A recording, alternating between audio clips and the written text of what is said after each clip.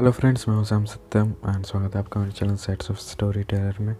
ये है चैप्टर 2 जो कि फ्लैशबैक में जाके शुरू होने वाली है।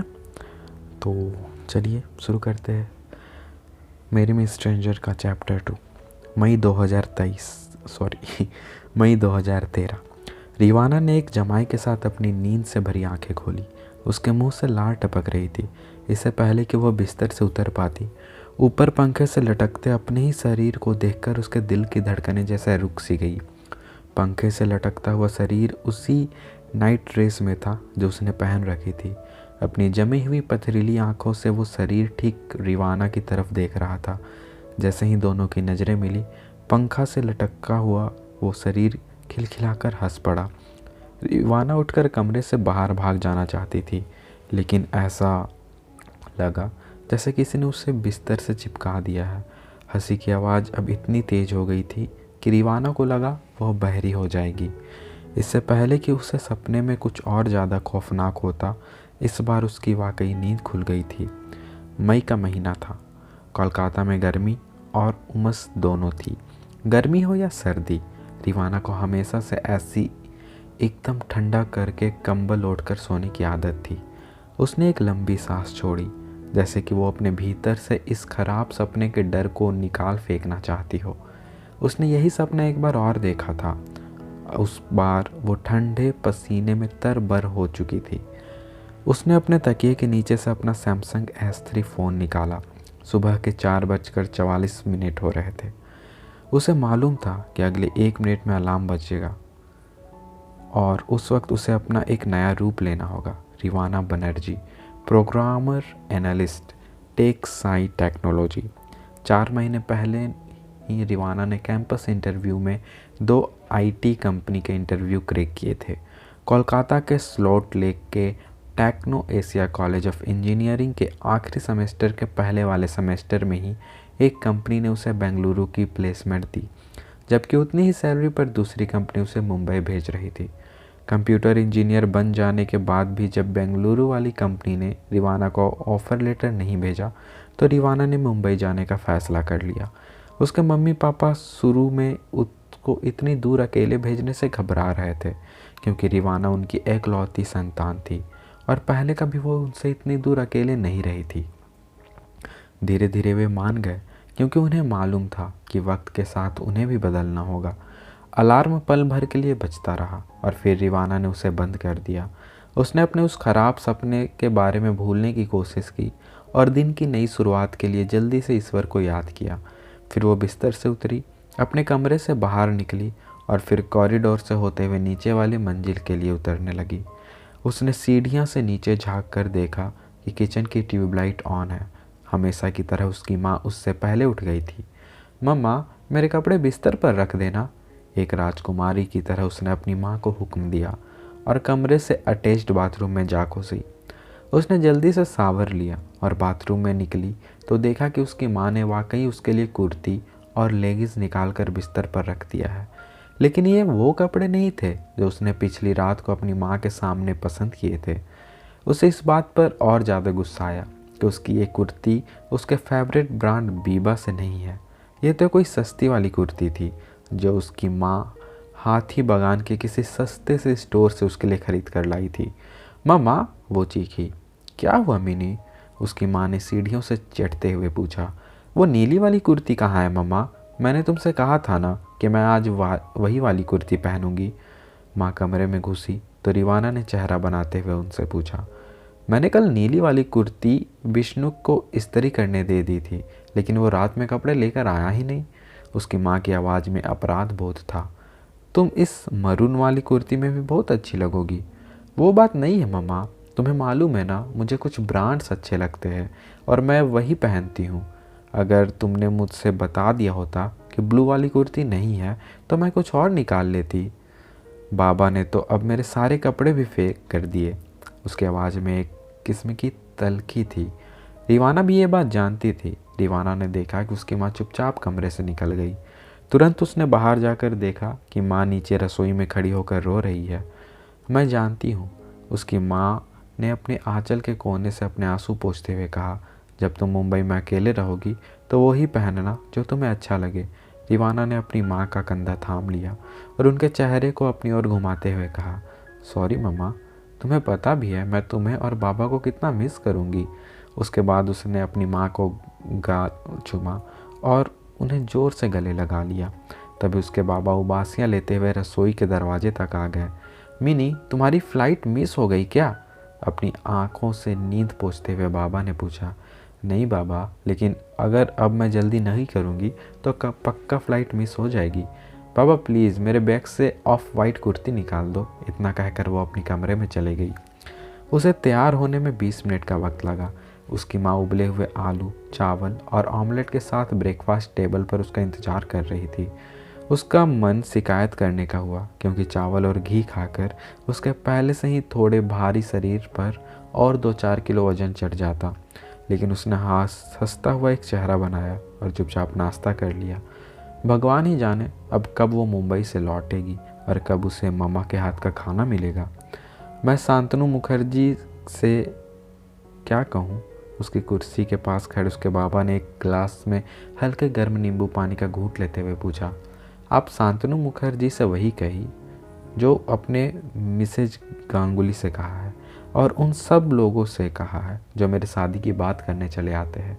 मेरा बॉयफ्रेंड है और अगर नहीं भी है तो भी मैं कभी किसी अजनबी से शादी नहीं करूँगी। दीवाना ने अपने मुंह में एक चम्मच चावल ठूसते हुए कहा। उसके माँ बापा उसे हैरत भरी नज़र से देखते रहे। क्या हुआ? उसने कंधे उचकाते हुए पूछा। क्या आप लोग मुझे ऐसा क्यों देख रहे हैं? आप लोग एकांत से मिल तो चुके हैं। हाँ, लेकिन न मैंने और न तुम्हारी माँ ने इस बात पर आपत्ति जताई है कि वो हमारी तरह ब्राह्मण नहीं है, मिस्टर बनर्जी ने कहा। दीवाना को यकीन नहीं हो रहा था कि उसके पिता इतनी दकियानूसी और छोटी बात उसके सामने उठाएंगे। इससे क्या फ़र्क पड़ता है कि एक एकांश ब्राह्मण है या नहीं? उसे वैसे भी दुर्गा, सरस्वती या काली पूजा में हवन कराकर पैसे तो कमाने नहीं है ना। मुझे फ़र्क पड़ता है, उसके बाबा ने खाली गिलास जोर से मेज पर पटकते हुए कहा। और तुम मुझे उसके पेरेंट्स से बात भी नहीं करने देती। बाबा, वक्त बदल रहा है। मैं एकांश से प्यार करती हूँ और वो भी मुझसे प्यार करता है, लेकिन हमने अभी तक शादी के बारे में कोई बात नहीं की है।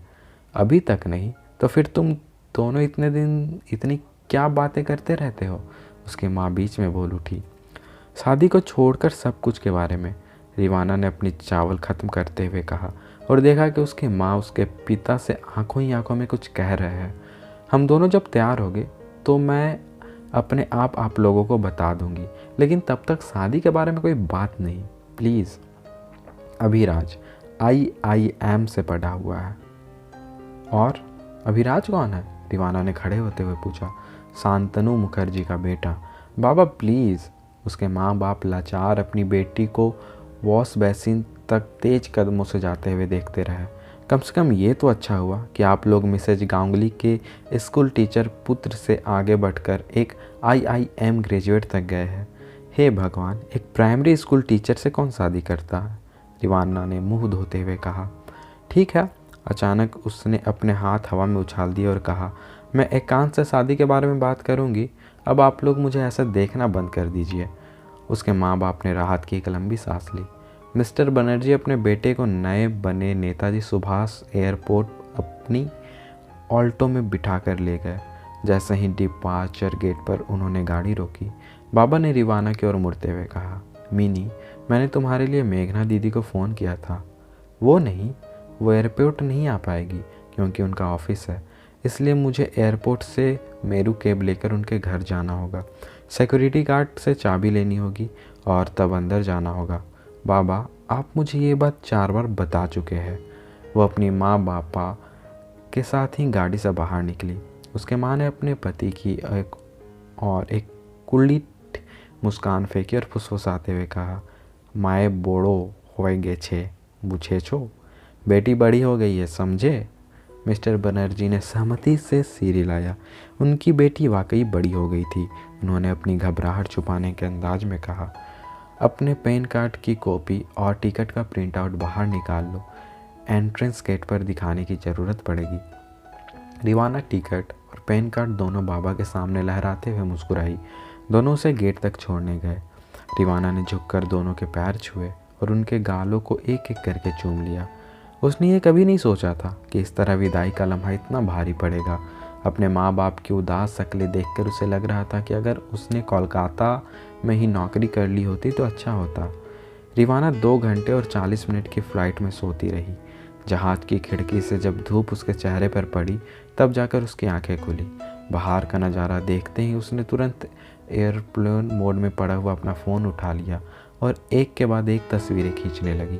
जब प्लेन लैंड करेगा तो मैं ये तस्वीरें एकांश को भेजूंगी, उसने सोचा। दोनों आखिरी बार 2 महीने पहले मिले थे। उसने फ़ोन पर ही दोनों के साथ की तस्वीरें देखी।